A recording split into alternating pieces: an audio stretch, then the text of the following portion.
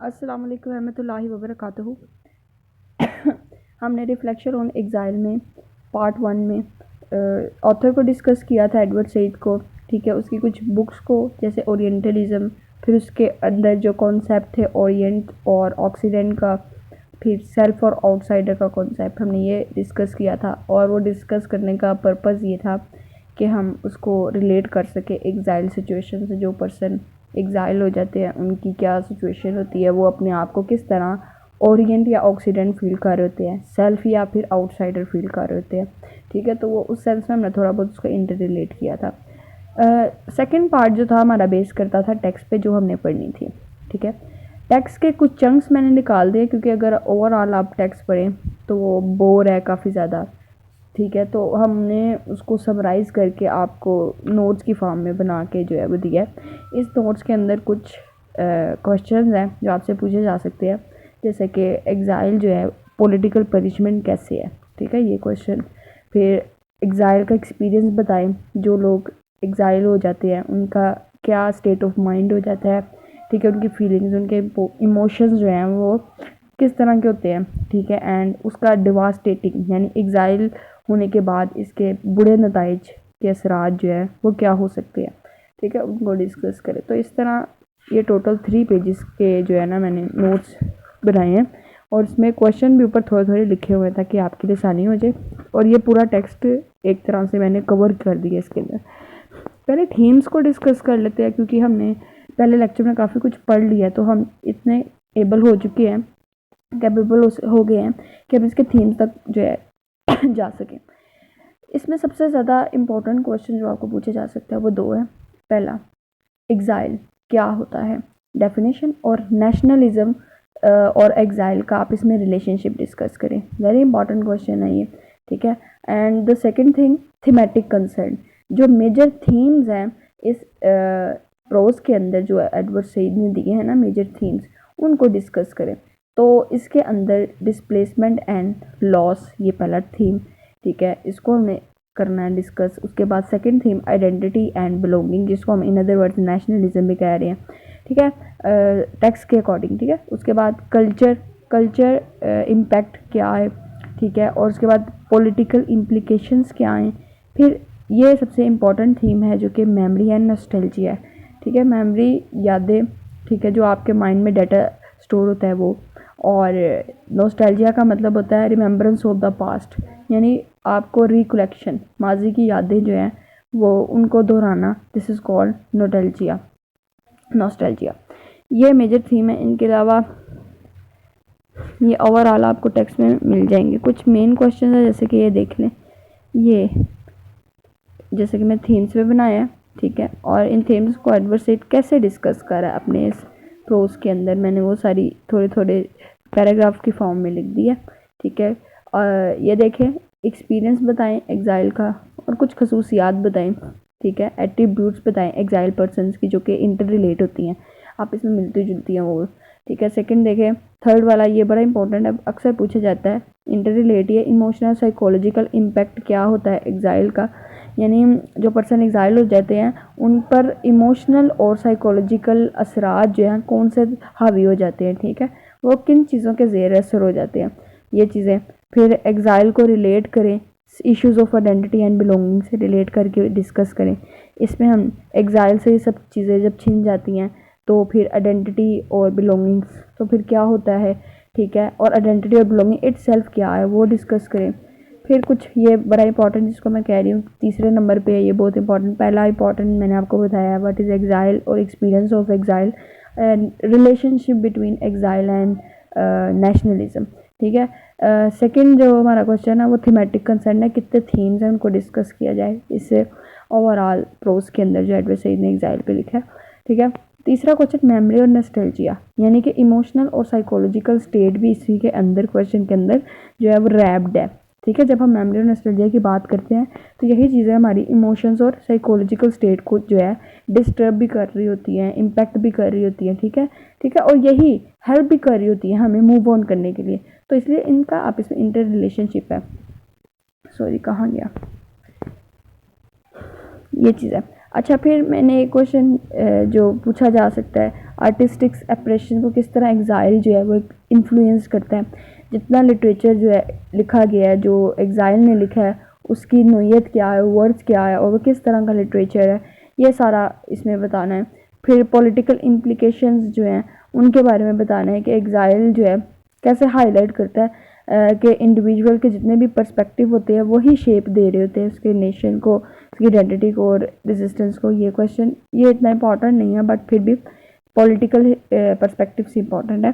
फिर क्या चैलेंजेस होते हैं फेस बाय द एग्ज़ाइल, जो लोग एग्ज़ाइल होते हैं उनको क्या मुश्किलात पेश आ रही होती हैं जिनका वो मुकाबला अपनी सारी ज़िंदगी कर रहे होते हैं। और बताएं कि कौन सी ऐसी चीज़ें हैं, यानी कि कैसे वो मज़ीद अपनी इस सिचुएशन के ऊपर एग्ज़ाइल के अंदर रहते हुए इन तमाम चैलेंजेस को कोप कर सकते हैं, इनको इन पर काबू पा सकते हैं, इन पर विक्ट्री हासिल कर सकते हैं। ये कुछ मेजर क्वेश्चंस थे जो मैंने आपको दूसरे नोट से बताए। टेक्स्ट को मैंने डिवाइड किया था 3 पेजेस में, जैसे मैंने बताया। अब हम ज़रा इसको गो थ्रू करेंगे और यही ओवरऑल टेक्स्ट के अंदर पाया जा रहा है जो भी मटेरियल है, ठीक है। लैंग्वेज वहाँ पे थोड़ी टफ होगी, मैंने लैंग्वेज थोड़ी वहाँ से कॉपी की है, ठीक है, और इसको इजी बनाने की कोशिश की है।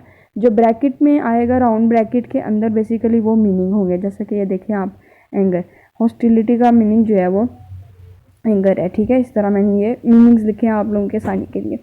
स्टार्ट करते हैं। पहले बात कहता है कि एग्ज़ाइल की डेफिनेशन क्या होती है एडवर्ड सईद के अकॉर्डिंग। एडवर्ड सईद ने जो है एग्ज़ाइल के बारे में जो बताया कि एग्ज़ाइल्स वो लोग होते हैं जो जिलावतन होते हैं, ठीक है, उनको उनके कंट्री से निकाल दिया जाता है। उसके अल्फाजों में इसी बात को उसने किस तरह एक्सप्लेन किया, उसने कहा exile are cut off from their roots, their land, their past, they generally do not have armies और state although they are often in search of them. कि एग्ज़ाइल वो लोग होते हैं जिन्हें उनकी रूट से उखाड़ दिया जाता है। रूट होती है ना जड़, जिस पे पौधा लगता है, ठीक है, और पौधे के ऊपर जो है हरियाली आती है, वो फिर दरख्त बनता है, फिर इस तरह फ्रूट्स आते हैं उसके ऊपर। अगर उस जड़ को ही हम निकाल दें, ठीक है, तो ना दरख्त होगा, ना ही वो जो है हरा भरा होगा, ना ही जो है वो फल देगा।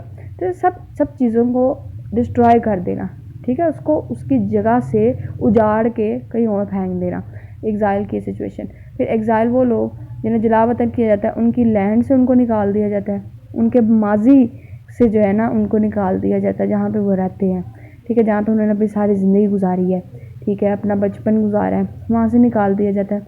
द जनरल डू नॉट, और ये लोगों के पास जो एग्ज़ाइल हो जाते हैं उनके पास ना आर्मीज़ होती हैं, ना ही उनके पास कोई स्टेट होती है जो कि फ़खराना अंदाज में वो कह सके कि भाई हमारा एक मुल्क है, जैसे पाकिस्तान है, हम पाकिस्तान के रहायशी हैं, हमारे पास आर्मी है, ऐसे आर्मी 7वें नंबर पे है, बड़ी अच्छी army.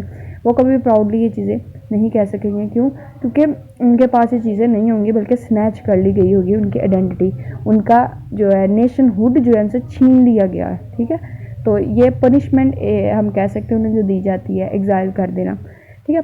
Aldous they are often in search of them, और ऐसे लोग जो कि एग्ज़ाइल हो जाते हैं वो हमेशा आइडेंटिटी और अपनी स्टेट और अपनी आर्मीज़, इन चीज़ों को दोबारा हासिल करना चाहते हैं। वो चाहते हैं हम उन जगहों पे जहाँ पे हम रहा करते थे वहाँ पे वापस आ जाएं किसी भी तरह।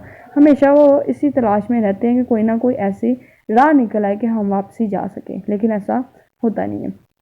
फिर एडवर्ड सईद ने ना एग्ज़ाइल की ज़रा टाइप्स बताई। उसने कहा 2 तरह का एग्ज़ाइल होता है, एक वॉलंटरी एग्ज़ाइल होता है और दूसरा इनवॉलंटरी। वॉलंटरी एग्ज़ाइल का मतलब अपने आप अपनी मर्ज़ी से जो है अपने मुल्क से बाहर रहना, ठीक है, और सारी ज़िंदगी बाहर के मुल्क गुजार लेना, ठीक है।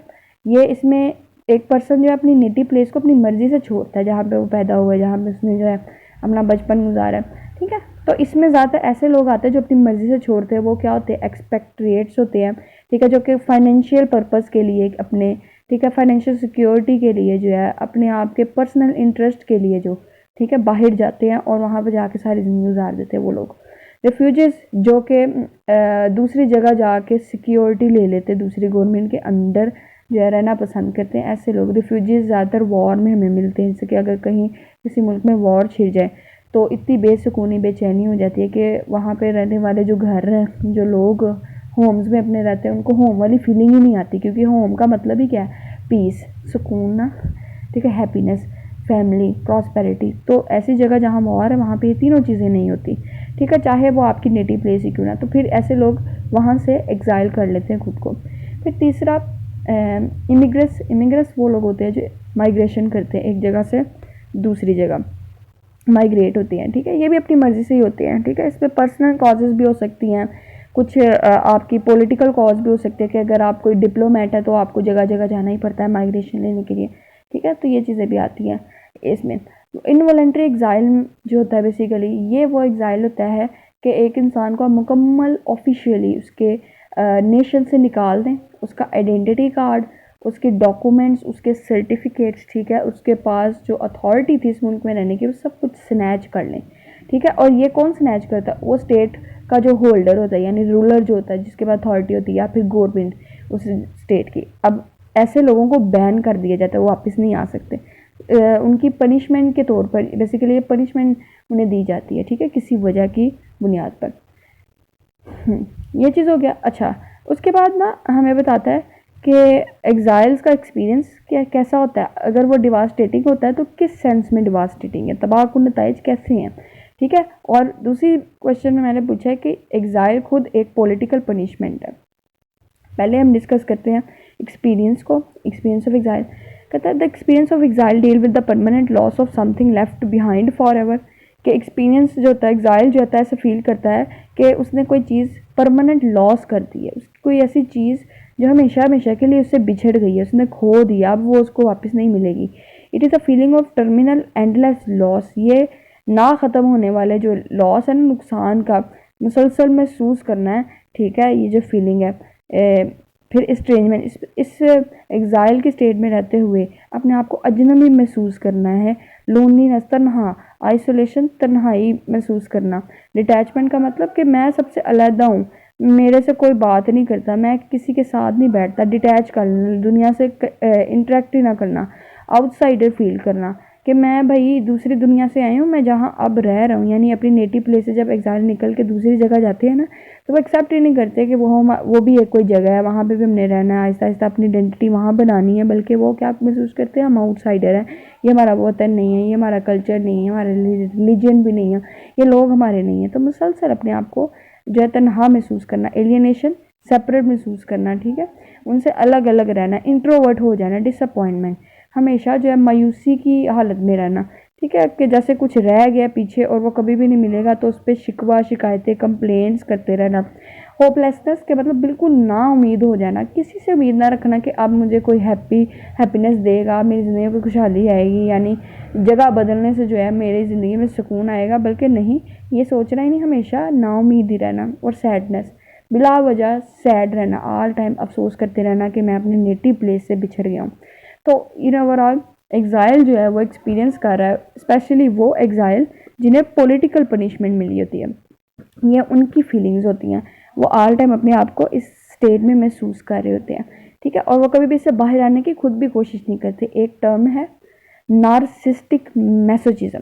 नार्सिसिस्टिक मैसोचिज्म का मतलब है वो पर्सन जो लव करता है अपने आप को हार्म करके, ठीक है, लव टू हार्म हिमसेल्फ, अपने आप को नुकसान देने से मोहब्बत करना, अच्छा, नुकसान देना अपने आप को पसंद। तो ऐसे लोग बार बार माजी की यादों को दोहरा के, अपने माजी को दोहरा के, अपने आप को आउटसाइडर महसूस करके, अपने आप को डिटैच करके, डिसअपॉइंटमेंट अपने आप पे हावी करके, सैडनेस तारी करके अपने आप को पेन तो देते हैं, पर यही पेन बार बार अपने आप को इसलिए देते हैं क्योंकि उन्हें इस पेन में मज़ा आने लग जाता है, ठीक है। और वही मज़ा लेने के लिए बेसिकली वो अपने आप को उस पेन में रखते हैं, ठीक है। ऑल्दो इसका इफ़ेक्ट बड़ा ख़तरनाक है कि ऐसे लोग जो है वो सुसाइड अटैम्प्ट कर सकते हैं, वो अपनी उनकी ज़िंदगी कम हो सकती है, सारी ज़िंदगी जो है ना वो रोते ही रहते हैं, तकलीफ़ में मुब्तला रहते हैं, ठीक है। डिवास्टेटिंग इफेक्ट है इसके काफ़ी ज़्यादा, अपनी ज़िंदगी में कामयाब नहीं हो पाते ऐसे लोग जो हमेशा सेंस ऑफ लॉस में रहे और अपने आप को समझे कि उनके पास जो है कोई बिलोंगिंग नहीं है। सेंस ऑफ बिलोंगिंग होते हैं कि एक जगह से वो बिलोंग करते हैं, अपनी आइडेंटिटी है, नेशनल, हमेशा जो है उनके पास जो है लॉस ऑफ बिलोंगिंग्स हो जाता है सारी चीज़ें, ठीक है। तो ये उसके बाद ये सारे जो एक्सपीरियंस था ये बेसिकली टेक्सचुअल लाइंस है मैंने वहाँ से जो ली हैं। नेक्स्ट कहता है exile is strangely compelling to think about a terrible to experience. कहता है कि एग्जाइल जो है ये बड़ा मुश्किल है, हम जो ये एग्जाइल के बारे में ये सब चीज़ें सोचें, यानी कि एक एग्जाइल सिचुएशन के बारे में सोचना इतना जो है मुश्किल है, फोर्सफुल ही है, बट टेरिबल टू एक्सपीरियंस। लेकिन उससे भी ज़्यादा क्या चीज़ है कि इसको एक्सपीरियंस करना तो ज़्यादा तकलीफ दे है बजाय कि इसको सोचने के एग्जाइल को। इट इज़ अनहीलेबल रिफ्ट, ये एक ऐसी अनहीलेबल ला इलाज रिफ्ट का मतलब एक दरार है, एक दीवार है, ठीक है। दरार का मतलब ऐसे होता है कि सॉरी, ठीक है, वो जो डिफरेंस कर देती है, जो दो चीज़ों को अलहदा कर दे, ठीक है, दरार वो होती है। तो ये एक ऐसी दरार है जो कि फोर्सफुली ह्यूमन बीइंग और उसकी नेटिव प्लेस के दरमियान लगाई जाती है, ताकि ना वो ह्यूमन बीइंग अपनी नेटिव प्लेस पे आ सके, ना ही उसके नेटिव प्लेस वाले उससे मिल सके। ये वो दरार है जो पैदा हो जाती है, ठीक है, between self and it's true home. Self का मतलब अपने, अपनी ज़ात और फिर अपने असल घर के दरमियान के। ऑल टाइम एग्जाइल पर्सन पता है क्या सोचेगा, वो ये सोचेगा कि मेरा जो रियल घर है वो ये है और मेरी रियल सेल्फ अपने मेरे घर में पड़ी है। मैं तो किसी दूसरे अगर कंट्री में रह रहा हूँ तो वहाँ पे मेरी रियल सेल्फ नहीं है, मैं आउटसाइडर हूँ, वहाँ पे मेरा वो ट्रू होम नहीं है। तो ये दरार आ जाती है इंसान की एक्सेप्टेंस पे और उसकी रियलिटी पे, यानी कि वो अपने आप को क्या कहता है कि मेरी जो सेल्फ है वो मेरे असल होम में पड़ी हुई है और मैं यहाँ आउटसाइडर के तौर पर ज़िंदगी गुजार रहा हूँ। तो ये एक क्लैश है उसकी अपनी ही ज़ात में, ठीक है। It's essential sadness never surmounted. और इसकी जो ये गम है ना, ये जो गम है, सेंस ऑफ लॉस है, ये जो दरार है, ठीक है, इसका गम जो है उसका कभी भी नहीं भरता, वो हमेशा जो है बढ़ता जाता है लेकिन कम नहीं होता, ठीक है। फैज़ अहमद फैज़ की एग्जांपल इसने दी, कहते हैं फैज़ अहमद फैज़ जो है वो उर्दू के बड़े अच्छे पोइट हैं, ठीक है, मारूफ मशहूर मारूफ पोइट हैं। और वो ज़िया राय में उनको ज़िया ने जो था किक आउट कर दिया था कंट्री से, ठीक है, बैन कर दिया, उन्हें एग्ज़ाइल कर दिया। वो बैरट में उन्होंने अपनी बड़ी मुश्किल ज़िंदगी गुजारी, वहाँ वो अनहैप्पी रहे सारी ज़िंदगी और चाहते थे, हमेशा ख्वाहिश करते थे कि वापस अपने घर आएँ, जैसा कि हर एग्ज़ाइल जो है वो हमेशा चाहता है कि वो वापस आए, ठीक है। वो उसका मकसद क्या होता है कि मैं जितनी भी चीज़ें कर रहा हूँ ना, मैं सिर्फ इसलिए कर रहा हूँ ताकि मैं वापस आना चाह रहा हूँ, वापस आऊँ। तो फैज़ अहमद फैज़ ने एग्ज़ाइल एक्सपीरियंस किया और इसका इफ़ेक्ट क्या था, इसका इफ़ेक्ट डिवास्टेटिंग इस सेंस में था कि वो हमेशा मायूसी और अनहैप्पीनेस, ठीक है, और होपलेसनेस के शिकार में ही रहे, कब्ज़े में रहे, ठीक है। और फिर वो उनका मेन पर्पज़ क्या था सिर्फ ज़िंदगी में कि वापसी आया जाए। वो इस गम को अक्सर जो है अपनी मीटिंग्स के दौरान शेयर करते थे, जब वो पोइटिक मीटिंग मुशारे में बैठते थे ना, तो उस वक़्त अपने पोइट्स के साथ, अपने पोइट फ्रेंड्स के साथ जो है ये चीज़ें वो डिस्कस किया करते थे। फिर राशिद हुसैन की जो है एग्जांपल है, ये एक पैलेस्टीनियन था, ठीक है, और फिर जो है इसने एक जूइश वीमेन से शादी की और कई जगह इसने ट्रैवल किया। कई जगह ट्रैवल करने के बाद ये एंड पे न्यूयॉर्क जो था वहाँ पे उसने पनाह ली और उसके बाद इसकी जो ज़िंदगी थी इतनी जगह ट्रैवल करने के बाद तबाहकुन थी। तबाहकुन से मुराद इसको लत लग गई नशे की, ठीक है, और इतना ज़्यादा ये नशा करता था कि उसे खुद भी होश नहीं रहता था। इन अदर वर्ड्स जिस एक रात ऐसी आई कि ये नशा कर रहा था, स्मोक इसने हाथ में रखी हुई थी और वो स्मोक जो थी वो बेसिकली कैसेट को लगी और कैसेट के थ्रू जो है वो सारे कमरे में जो थी वो आग लग गई और आग में इसका दम घुटा और उसकी इस तरह डेथ हो गई। और फिर इसको इसराइल के अंदर दफनाया गया जहाँ पे इसकी फैमिली और ये रहा करते थे। तो कहने की बात यह है कि ये वो नेटिव पर्सन जो कि अपनी मर्ज़ी से इसने एग्ज़ाइल लिया था लेकिन ये भी नाखुश रहा, ठीक है, और इसने अपनी ज़िंदगी तंगी में गुजारी, अपने आप को बैड हैबिट्स में मुब्तला किया। वो क्यों किया? ड्रिंकिंग ये क्यों करता था? वो रियलिटी से एस्केप करने के लिए करता था। वो अपने आप को जब लोनली फील करता था तो वो चाहता था कि ड्रिंक करके अपने आप को मैं ज़रा जो है वो सेंस ऑफ सॉरी मैं उसको कह रही हूँ अपने सेंसेस को लॉस्ट कर दूँ थोड़ी देर के लिए, ताकि मुझे फील ही ना हो कि मैं किस दर्द में मुब्तला हूँ। तो इस तरह ये चीज़ें, तो इसके एग्ज़ाइल के इफ़ेक्ट बहुत ज़्यादा डिवास्टेटिंग है, ठीक है। ये कह रहा है एग्ज़ाइल किस तरह एक जेलस और डिवास्टेटिंग स्टेट है। मज़ीद आगे कहते हैं पहले तो एग्ज़ाइल जो जेलस स्टेट किस तरह है, एग्ज़ाइल में जेलसी इस तरह है, जो लोग एग्ज़ाइल हो जाते हैं, ठीक है, वो जब किसी दूसरे एग्ज़ाइल पर्सन से इंटरेक्ट करते हैं तो वो जेलस महसूस करते हैं, ठीक है, उनमें automatically jealous feeling of superiority आ जाती है। वो एग्ज़ाइल पर्सन को ही हेट कर रहा होता है कि तुम जो हो मेरी तरह के नहीं हो, तुम आउटसाइडर हो, तुम जो है तुम्हारे पास जितनी भी चीज़ें हैं वो जो है तुम्हारे पास क्यों है। जेलसी करना, हसद करना, एग्ज़ाइल पर्सन से हसद कर। या फिर इन अदर वर्ड्स हम ये भी कह सकते हैं कि एग्ज़ाइल जो है वो नेशनैलिटी जिस पर्सन के पास है उससे नफरत कर रहा है, ठीक है। किस तरह एक पर्सन जो एग्ज़ाइल हो गया उसके पास कुछ भी नहीं है, ना कंट्री है, ना लैंड है, ना ही स्टेट है, ना आर्मीज़ है, ना फैमिली है, ना ही उसकी कल्चर है, ना रिलीजन है, कुछ भी नहीं है और वो चाहता है इन सब चीज़ों को हासिल करना दोबारा। एक वो पर्सन जो कि नेशनैलिटी होल्डर है, जिसके पास अपनी नेशन है, कंट्री है, कल्चर है, रिलीजियन है, फैमिली है, और वो अपनी नेटिव प्लेस में रह रहा है, ठीक है। तो इस पर्सन से वो जेलसी में आ जाएगा, सॉरी, इस पर्सन से वो जेलस होगा। क्यों जेलस होगा, हसद क्यों करेगा? क्योंकि उसके पास ऑल थिंग्स हैं उसके पोजेशन में, ठीक है, जबकि इसके पास कुछ भी नहीं है। ये जो है, इसके पास सब कुछ जो है वो लॉस्ट हो चुका है। तो जिसके पास कुछ नहीं होता ना, वही जेलस होता है उस इंसान से जिसके पास सब कुछ होता है। तो इस तरह इसने एग्जाम्पल दी एडवर्ड सईद ने पैलेस्तीन ये और सॉरी इसराइल इशू को हाईलाइट करते हुए। उन्होंने कहा जैसे पैलेस्तीनियन जो थे, उन्होंने इसराइल पे तरस खाकर, उनकी जो इसराइल जो थे ना, वो उन पे, अगर आपको अडोल्फ हिटलर याद हो तो अडोल्फ हिटलर ने जूइश नेशन पे इतना जुल्म किया था कि जितने भी जूइश थे वहाँ से फरार हो गए, भाग के जर्मनी से जो है ना इस साइड पे आ गए, ठीक है, इसराइली लैंड पे आ गए। वहाँ पे उस सरजमीन पे आकर जो थे वो एग्जाइल थे, उनके पास रहाइश नहीं थी, शेल्टर नहीं था, बेहारो मददगार। पैलेस्तीनियंस ने उन्हें सहारा दिया, उन पर रहम खाया, लेकिन पैलेस्तीनियन उस टाइम नेशन थी उनके पास, वो कंट्री था पैलेस्तीन, ठीक है, और वहाँ पे लोग रहते थे, उनके पास शनाख्त थी, कल्चर था, रिलीजन था, हर चीज़ थी। फिर क्या हुआ, इसराइल उनकी यही चीज़ों से, जो उनके पास पोजेशन थी ना, ये जितनी भी चीज़ें थी उनके पास, उनसे जेलस होकर उन्होंने क्या किया, उनसे फाइट की, ठीक है, उन लोगों से, और उनको एग्जाइल कर दिया, उनकी सारी चीज़ों को स्नैच कर लिया, लैंड को, उनके कल्चर को, ठीक है, उनके कस्टम्स को, इस तरह सब चीज़ें, कल्चर को, रिलीजन को नहीं कह सकते, लेकिन बाकी सब चीज़ें जो कि मटेरियल पोजेशंस में भी आती हैं, वो सब चीज़ें उन्होंने उनसे स्नैच कर ली। और ये स्नैच करते हुए उन्होंने तरस नहीं खाया। क्यों? क्योंकि उनके साथ भी ऐसा ही हुआ था और किसी ने उन पे तरस नहीं खाया था। इसलिए उनकी भी जो स्टेट ऑफ माइंड है, उनका जो टेम्परामेंट है ना, वो इस तरह का बन गया कि वो जो है इस तरह के वो बारबियस नेचर के बन जाते हैं। तो एग्जाइल जो है बेसिकली आपको बारबेरियन भी बना देता है, ठीक है, क्योंकि डिस्पोजेशन की वजह से इंसान मायूस होकर अगले की हैप्पीनेस को तबाह बर्बाद करने पे तुल जाता है। तो बेसिकली यहाँ पे एग्जाम्पल में उसने ये सारी बातें बताई हैं। फिर नेक्स्ट पेज पे इसने डिस्कस किया दो तरह के एग्जाइल, शायद मैंने यहाँ पे लिखे नहीं, दो तरह के एग्जाइल की बात इसने वैसे की हुई है और वो मैंने शायद मेंशन नहीं किया। अच्छा, दो तरह के एग्जाइल में इसने एक प्राइमरी एग्जाइल बताया, प्रिमिटिव एग्जाइल क्या था और मॉडर्न एग्जाइल क्या था। प्रिमिटिव का मतलब जो पुराने वक्तों में एग्जाइल की टर्म को कंसिडर किया जाता था, जो समझा जाता था वो, और जो आज के दौर में एग्जाइल की सिचुएशन है वो बताएं।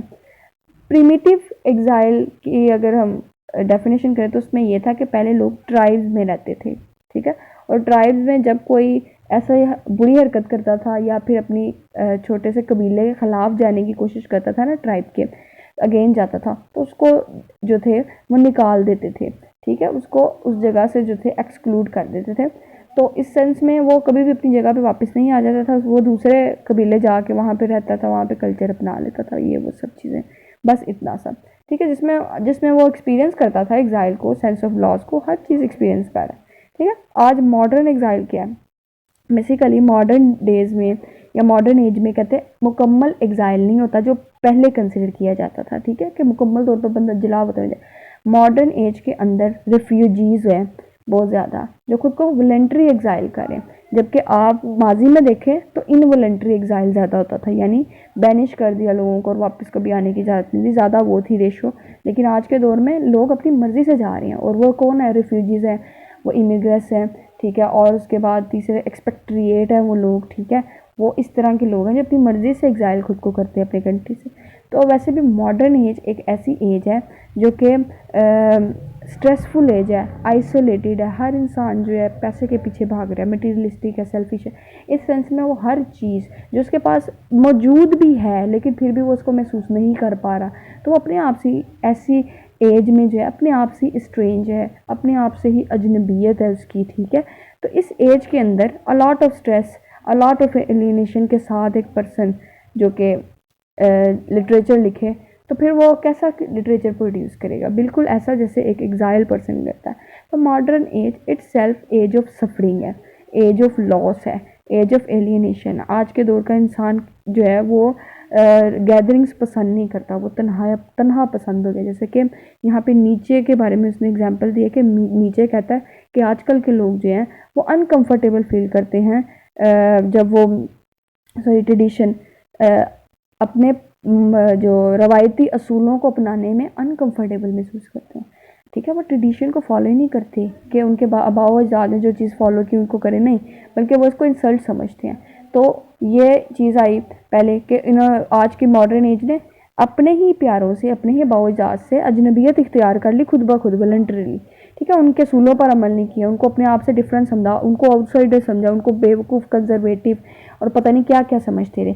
तो नीचे ने ये चीज़ डिस्कस की, जबकि फ्राइड ने डिस्कस किया इसके दो कॉन्सेप्ट थे, एक इडिपस कम्प्लेक्स, ठीक है, और एक इलेक्ट्रा कॉम्प्लेक्स। इडिपस कम्प्लेक्स को डिस्कस किया इसने, ये एक टर्म है, इसका मतलब ये है कि जो इडिपस के अंदर एक बेटे का रिलेशनशिप अपनी माँ से सेक्सुअल टर्म्स में वो डिफाइन करता है, और वो कहता है कि जब एक बेटा सेक्सुअली अपनी माँ की तरफ जो है वो इंटरेस्टेड हो जाता है, ठीक है, उस टर्म को ये कहता है इडिपस कम्प्लेक्स कहता है। इस कॉम्प्लेक्स को हम इडिपस कम्प्लेक्स कहें। इस तरह इलेक्ट्रा जो है ELECTRA, ठीक है, इलेक्ट्रा, तो ये जो है इसमें बेटी का बाप से रिलेशनशिप हो जाता है सेक्सुअल टर्म्स में।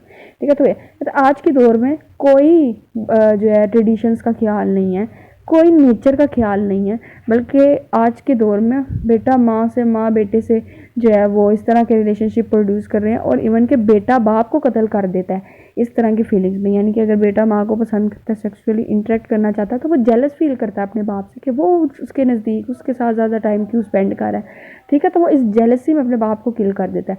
तो यही सिचुएशन अगर आप फ़लस्तीन और उसकी इसराइल की देखें तो सेम बात ही तो उसने की है कि जो बाप है उसके पास पोजेशन है, उसके पास राइट है, उसके पास उसकी बीवी है, उसके पास बीवी के सारे अखरा जो है राइट्स है, हकूक़ है, ठीक है, वो जो मर्ज़ी उसके साथ कर सकता है। लेकिन जो बेटा है जिसको राइट नहीं है, इस्लाम ने राइट नहीं दिया कि वो इससे नाजायज़ ताल्लुक़ कायम करे, उसकी एक हद है, लेकिन बेटा क्या करता है, उस हद को पार करने की कोशिश करता है, क्योंकि उसके पास कोई पोजेशन नहीं होती, उस पोजेशन को स्नैच करने की कोशिश करता है जो उसके बाप के पास है।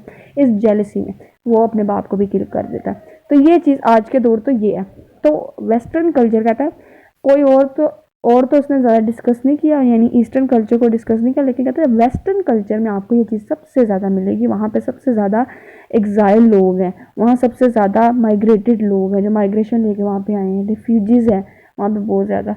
तो ये सब चीज़ें, तो वेस्टर्न कल्चर के बारे में थोड़ा बहुत उसका नैरो माइंड भी है यहाँ पे। फिर कहता है वेस्टर्न एग्जाइल, जो एग्जाइल पर्सन ने लिटरेचर लिखा है ना वेस्ट में जो रहते हैं, उनका ज़्यादा लिटरेचर अनप्लेजेंट है। ठीक है, उसमें एंगर है, सफरिंग है, डिसअपॉइंटमेंट है। तो ये एज ऑफ सफरिंग है जिसमें सबसे ज़्यादा वेस्टर्न एग्जाइल लिटरेचर जो है वो डोमिनेंस इख्तियार कर गया। ठीक है, अब इसमें वो कहता है कि जितना भी लिटरेचर जो एग्जाइल ने लिखा है वो ज़्यादातर वेस्टर्न में जाके लिखा है, और वेस्टर्न एग्जाइल लिटरेचर सबसे ज़्यादा किन थीम्स को हाईलाइट करता है, एंगर को, सफरिंग को, डिसअपॉइंटमेंट को हाईलाइट करता है। ठीक है, और कहता है कि 20th सेंचुरी में एग्ज़ाइल जो है, लोग जो है, पहले तो लोग एग्ज़ाइल को ज़रा प्लायंटली जो थे वो डील करते थे। आजकल के दौर का जो एग्ज़ाइल है ना, उसमें लोग जो है वो एस्थेटिक नहीं है, उसमें प्लेयर नहीं है। आजकल के एग्ज़ाइल में मोरालिटी नहीं है, अखलाक नहीं है, मतलब कि अपने ट्रेडिशन, अपने आबाओ अजदाद को छोड़ देना, ठीक है, उनकी बातों को निगेट करना, ठीक है, ये। और फिर कम्प्रिहेंसिबल यानी डीलिंग्स ना करना। ठीक है, कम्प्रिहेंसिबल का मतलब आप किसी को साथ बातचीत नहीं करना चाह रहे। इस तरह का लिटरेचर जो है वो मुसीबत, मुश्किलात रिप्रेजेंट कर रहा है। तो बेसिकली ये लिटरेचर, वेस्टर्न लिटरेचर जो है एग्ज़ाइल के जो हवाले से लिखा गया है ना, वो सारा इन चीज़ों से डील कर रहा है। ये मेजर थीम है। डिफरेंस क्या है मॉडर्न और प्रिमिटिव एग्ज़ाइल में, जैसे मैंने बताया, ये वो चीज़ें हैं। ठीक है, आज के दौर में और पुराने दौर में कहता है कि एग्ज़ाइल को निकाल देते थे तो वो एक नया कल्चर अडॉप्ट करके वहाँ पे रहने का आदी हो जाता था। आल दो वो भी सैड होता था, वो भी सफरिंग्स और मिजरीज़ का शिकार रहता था। लेकिन आजकल के एग्ज़ाइल, मॉडर्न एग्ज़ाइल की तो बात ही अलग है। यहाँ लोग जंगों से तंग आकर खुद ब खुद वॉलंटरी एग्ज़ाइल की सूरत जो है वो इख्तियार कर लेते हैं। ठीक है, और फिर इसी तरह इंपीरियलिज़म का मतलब वो खुद चाहते हैं कि हम किसी दूसरे मुल्क की आइडेंटिटी हासिल करें या दूसरे मुल्क की चीज़ों को अडॉप्ट करें। ठीक है, हाँ, उनको अपना कल्चर जो है इन्फीरियर नज़र आ रहा होता है, अपनी रिलीजन इन्फीरियर नज़र आ रहा होता है, अपना लाइफस्टाइल इन्फीरियर नज़र आ रहा है। तो वो कहते हैं कि हम जो है फ़लाँ दूसरी जगह जाके दूसरे कल्चर को अडॉप्ट करके जो है हम ज़्यादा अर्निंग कर सकते हैं। तो इनका ये कॉन्सेप्ट बन जाता है। ठीक है, उसके बाद कुछ लड़ाइयाँ होती हैं दीन के ऊपर, जिसकी वजह से आजकल के लोग जो हैं वो फिर अपनी उनको नेटिव प्लेस छोड़नी पड़ती है, ठीक है। तो ये चीज़ें भी आगे अंदर फिर मैंने डिस्कस किया नेशनलिज्म और फिर इसका ताल्लुक एग्ज़ाइल से बताएं। इन अदर वर्ड्स डिफरेंस क्या है नेशनलिज्म और एग्ज़ाइल के दरमियान, और फिर इन दोनों का आपस में रिलेशनशिप क्या है, ये इसमें बताया। ये नेशनलिज्म का मतलब होता है कि हम दावा कर रहे हैं कि हम किसी एक नेशन से बिलोंग करते हैं, एक जगह से, वहाँ के लोगों से बिलोंग करते हैं, वहाँ की हेरिटेज है हमारे पास, विरासतें हैं, ठीक है, वहाँ पे हमारी ज़मीनें हैं, ठीक है, वहाँ पे हमारे पास एक लैंग्वेज है, वहाँ का एक कल्चर है, वहाँ का एक कस्टम है। यानी दावे से कहना कि हम नेशनैलिटी होल्डर है, हमारे पास आइडेंटिटी है। आइडेंटिटी क्या है? हम पाकिस्तानी है।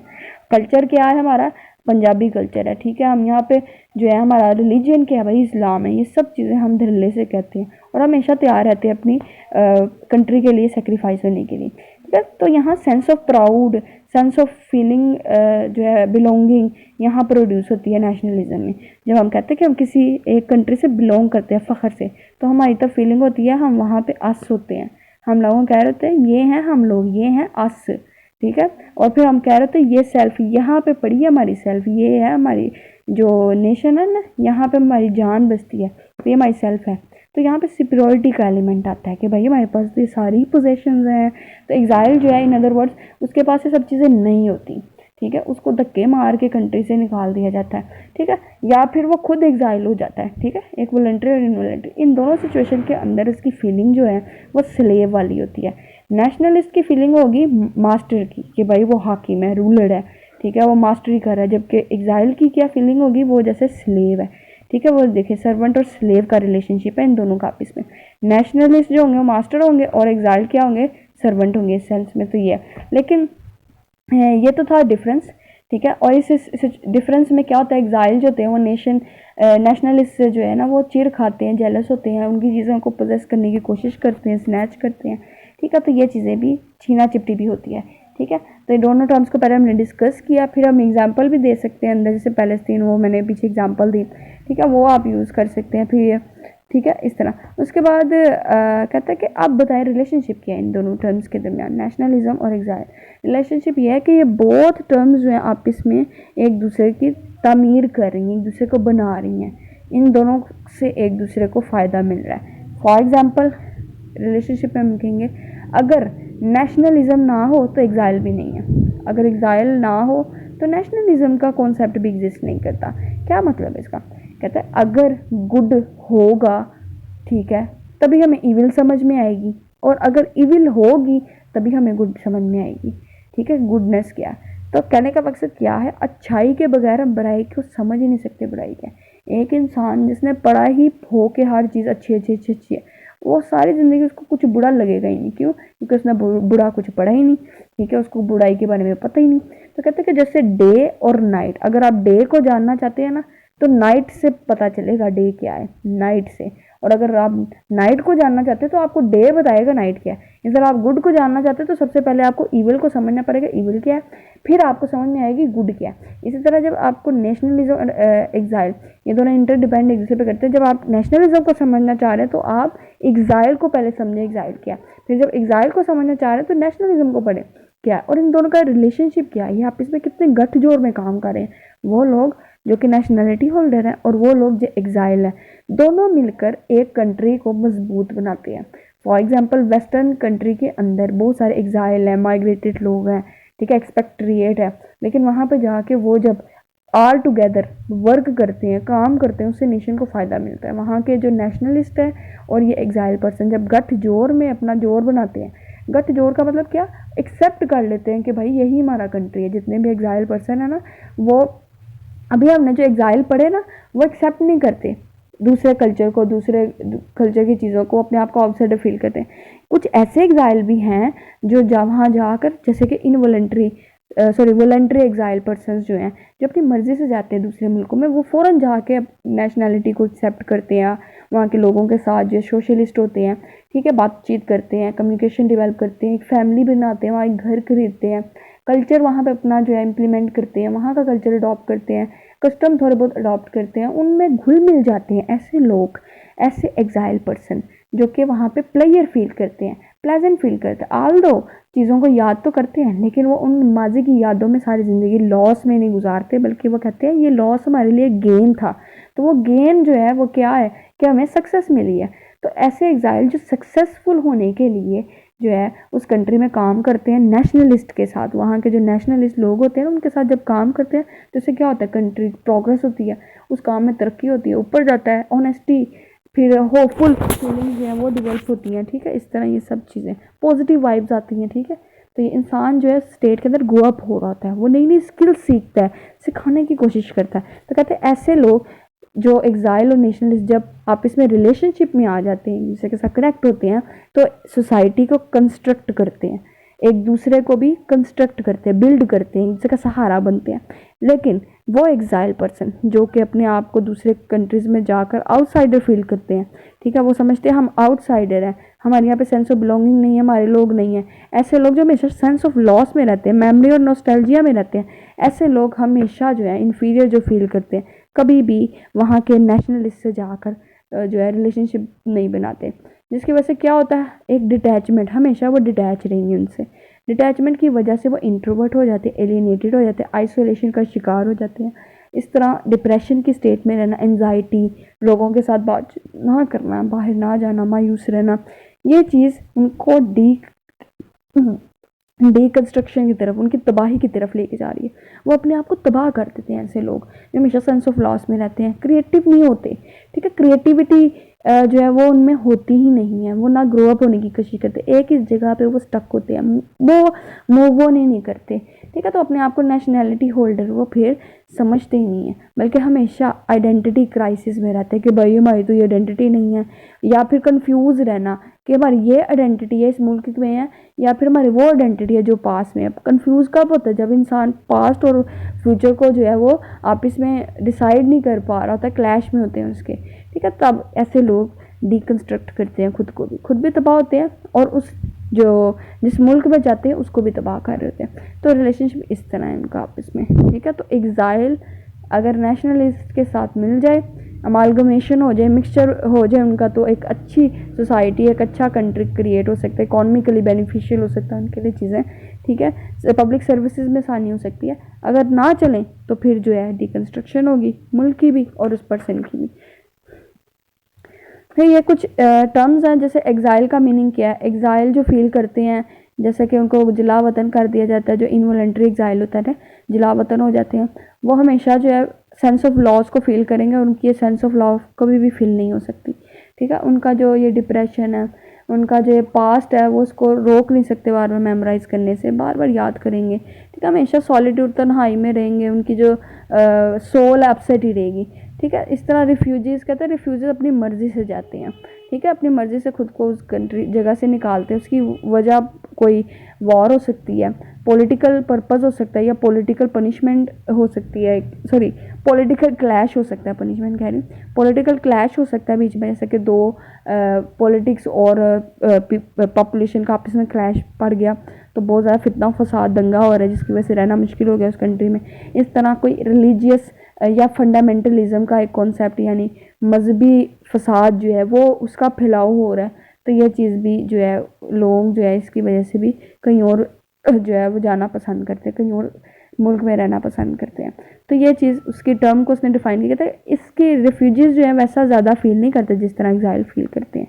एग्जाइल बहुत ज़्यादा सेंस ऑफ लॉस फील करते हैं, डिप्रेशन फील करते हैं, होपलेसनेस, आइडेंटिटी लॉस फील करते हैं, एलियनेशन फील करते हैं, इन्फीरियॉरिटी फील करते हैं, आउटसाइडरिंग को फील करते हैं। उस तरह रिफ्यूजीज़ नहीं करते, क्योंकि वो अपनी मर्ज़ी से जाते हैं। फिर एक्सपेक्ट्रिएट्स जो होते हैं, ठीक है, वो भी अपनी पर्सनल और सोशल रीज़न, यानी पर्सनल इंटरेस्ट की बुनियाद पर वो किसी दूसरे मुल्क में जाते हैं और वहाँ पे जो रहते हैं। ठीक है, एक्सपेक्ट्रिएट जो है वो भी, उनका भी जो है एज़ कम्पेयर टू एग्जाइल, वो जो है हैप्पी होते हैं। क्यों? क्योंकि वो अपनी मर्ज़ी से गए हैं, वो अपनी मर्ज़ी से जो है वहाँ पे जाकर ज़िंदगी अपनी मर्ज़ी की गुजार रहे हैं, तो उन्हें कोई मसला नहीं। जबकि एग्जाइल जो हैं, जिन्हें प्योरली बैनिश कर दिया जाता है, जो वॉलंटरी एग्जाइल है, अदरवाइज हम कह सकते हैं, वो पर्सन जो इनवॉलंटरी एग्जाइल है वो ज़्यादा सेंस ऑफ लॉस में रहता है। ये दोनों सेंस ऑफ लॉस में नहीं है। फिर इमिग्रेंट्स भी इसी तरह वो लोग हैं जो खुद से माइग्रेशन करते हैं, जैसे कोई मैंने डिप्लोमेट का बताया, उसको अपने कंट्री की परमिशन हासिल होती है कि इधर से उधर जगह पे जाए, और उसको ऑर्डर होता है तो वो उसको जाना पड़ता है, उसको अपनी जगह चेंज करनी पड़ती है, लेकिन वो अनहैप्पी नहीं होते, हैप्पीली वो चीज़ कर रहे हैं। तो वो भी एग्ज़ाइल की जो फीलिंग है, एक्सपीरियंस है, उसको इतना फेस नहीं कर पाते, उसको इतना फील नहीं करते जितना एक एग्ज़ाइल पर्सन जो इनवॉलंटरी पॉलिटिकल पनिशमेंट की बनस्बत पे या फिर बैन कर दिया, जिसका नेशनलिटी छीन गई है, वो फील करता है। तो ये उसने थोड़ी बहुत कैटेगरीज डिफाइंड की हैं। ठीक है, उसके बाद मतलब कहता है डिस्कस करें एक एक्सपीरियंस ऑफ एग्जाइल किस तरह कंस्ट्रक्टिंग है, इसके आउटकम नताइज किस तरह क्रिएटिविटी की तरफ जाते हैं। यहाँ पे मैंने जैसे पहले बताया कि कुछ एग्जाइल लोग ऐसे भी हैं जो कि जब अपने कंट्री से निकल के दूसरे कंट्रीज में जाते हैं, वो होते हैं ज़्यादातर वॉलंटरी, मर्जी से जाने वाले, मर्जी से एग्जाइल सिचुएशन को इख्तियार करने वाले लोग, मर्जी के एग्जाइल, वॉलंटरी एग्जाइल पीपल। ठीक है, वो लोग जब दूसरे मुल्कों में जाते हैं तो उनका मकसद क्या होता है, पर्सनल इंटरेस्ट, सोशल इंटरेस्ट, ठीक है, फाइनेंशियल स्टेबिलिटी होता है, ठीक है, या फिर वो किसी दूसरे कल्चर या कंट्री को लाइक करते हैं, उसकी बेस पे वो चले जाते हैं।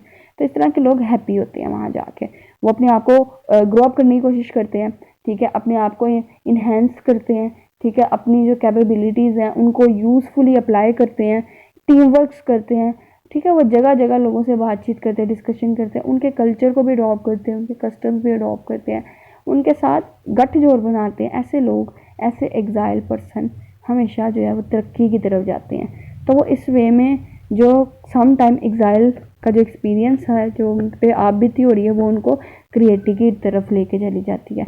बहुत सारे एग्जाइल लोग जो जिन्हें अपनी कंट्री से चाहे वॉलंटरी या चाहे इनवॉलंटरी, दोनों सिचुएशन में, वॉलंटरी एग्जाइल और इनवॉलंटरी एग्जाइल दोनों सिचुएशन में, जो किसी मुल्क को छोड़ कर गए हैं दूसरे मुल्क, वहाँ जाकर वो कुछ ना कुछ क्रिएट करने लग जाते हैं। जैसा कि अब बहुत सारे लोग जिन्होंने एग्जाइल को एक्सपीरियंस किया, वो बड़े गम में रहे, दुखों में रहे, तो उन्होंने अपने दुखों को लिटरेचर के थ्रू बयान किया, किताबें लिखी, जैसे जेन जॉयस है। ठीक है, जेन जॉयस की अगर मैं बात करूँ, ये एक लिटरेरी पर्सन था, ठीक है, जो लिखा मजबूर निगार जिसे हम कहते हैं, नावल लिखना, राइटिंग करना, इस तरह का पर्सन, इसने अपने मुल्क से झगड़ा मोल लिया। इसकी ये आयरलैंड में रहता था और वहाँ के कुछ असूल प्रिंसिपल थे जो इसको, जिसे नफरत करता था, और ये चाहता था कि वो चेंज हो जाए, इसकी सोसाइटी हैप्पीली वहाँ पे सरवाइव कर सके। अपनी सोसाइटी के लिए लड़ रहा था, ठीक है, अपने लोगों के लिए लड़ रहा था, लेकिन वहाँ के कंट्री ने क्या किया, इसको बैनिश कर दिया। ठीक है, और इस तरह फिर जेन जॉयस जो था, उसने खुद जो है अपने कंट्री से जो है ना, उसने खुद जिला वतन खुद को करके कहीं और जाके रहना शुरू कर दिया। तो ये वो आर्टिस्ट जो अपनी मर्जी से अपने मुल्क को छोड़कर गया, क्यों, क्योंकि वो नाखुश था, लेकिन फिर भी वो सारी ज़िंदगी एग्जाइल में जो फीलिंग, अलोन फ्रेंडलेस वाली फीलिंग महसूस करता रहा।